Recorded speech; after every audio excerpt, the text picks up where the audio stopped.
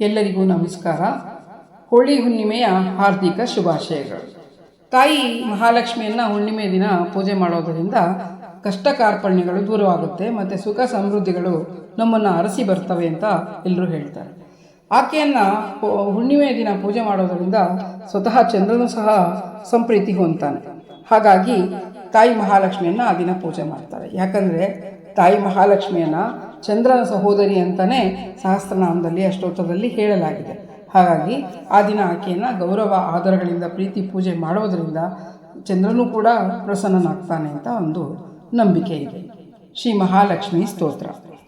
ಓಂ ಶ್ರೀ ಗಣೇಶಾಯ ನಮಃ. ಮಹಾಲಕ್ಷ್ಮೀಮಹಂ ಭಜೆ ದೇವದೈತ್ಯನುತ ವಿಭವಾಂ ವರದಾಂ. ಮಹಾಲಕ್ಷ್ಮೀಮಹಂ ಭಜೆ ಸರ್ವರತ್ನಧನವಸುಧಾಂ ಸುಖದಾಂ. ಮಹಾಲಕ್ಷ್ಮೀಮಹಂ ಭಜೆ ಸರ್ವಸಿದ್ಧಗಣವಿಜಯಾಂ ಜಯದಾಂ. ಮಹಾಲಕ್ಷ್ಮೀಮಹಂ ಭಜೆ ಸರ್ವದುಷ್ಟಜನದಮನೀಂ ನಯದಾಂ.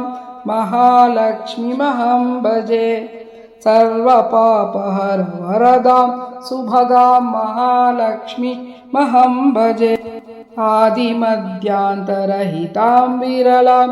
ಮಹಾಲಕ್ಷ್ಮೀಮಹಂ ಭಜೆ ಮಹಾಲಕ್ಷ್ಮೀಮಹಂ ಭಜೆ ಮಹಾಲಕ್ಷ್ಮೀಮಹಂ ಭಜೆ ಕಾವ್ಯಕೀರ್ತಿಗುಣಕಲಿತಾಂ ಕಮಲಾಂ. ಮಹಾಲಕ್ಷ್ಮೀಮಹಂ ಭಜೆ ದಿವ್ಯನಾಗವರವರಣಾಂ ವಿಮಲಾಂ.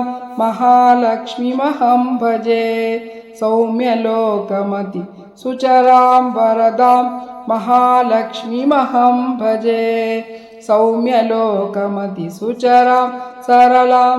ಮಹಾಲಕ್ಷ್ಮೀಮಹಂ ಭಜೆ ಸಿದ್ಧಿಬುದ್ಧಿ ಸಮಫಲದಾಂ ಸಕಲಾಂ. ಮಹಾಲಕ್ಷ್ಮೀಮಹಂ ಭಜೆ ಸೂರ್ಯದೀಪ್ತಿ ಸಮ ಸುಷಮಾಂ ಸುರಮಾಂ. ಮಹಾಲಕ್ಷ್ಮೀಮಹಂ ಭಜೆ ಸರ್ವದೇಶಗಣಶಗತ ಶರಣಂ ಶಿವದಾಂ. ಮಹಾಲಕ್ಷ್ಮೀಮಹಂ ಭಜೆ ಸರ್ವದೇಶಗತ ಶರಣಾಂ ಶಿವದಾಂ. ಮಹಾಲಕ್ಷ್ಮೀಮಹಂ ಭಜೆ ಮಹಾಲಕ್ಷ್ಮೀಮಹಂ ಭಜೆ ಮಹಾಲಕ್ಷ್ಮೀಮಹಂ ಭಜೆ. ಶ್ರೀ ಮಹಾಲಕ್ಷ್ಮಿ ಸ್ತೋತ್ರಂ ಸಂಪೂರ್ಣಂ. ಈ ಲಕ್ಷ್ಮೀ ಸ್ತೋತ್ರ ನಿಮಗೆಲ್ಲ ಇಷ್ಟ ಆದರೆ ಒಂದು ಲೈಕ್ ಮಾಡಿ ಮತ್ತು ಈ ಚಾನಲ್ನ ಸಬ್ಸ್ಕ್ರೈಬ್ ಮಾಡೋದನ್ನು ಮರಿಬೇಡಿ. ಎಲ್ಲರಿಗೂ ಧನ್ಯವಾದಗಳು.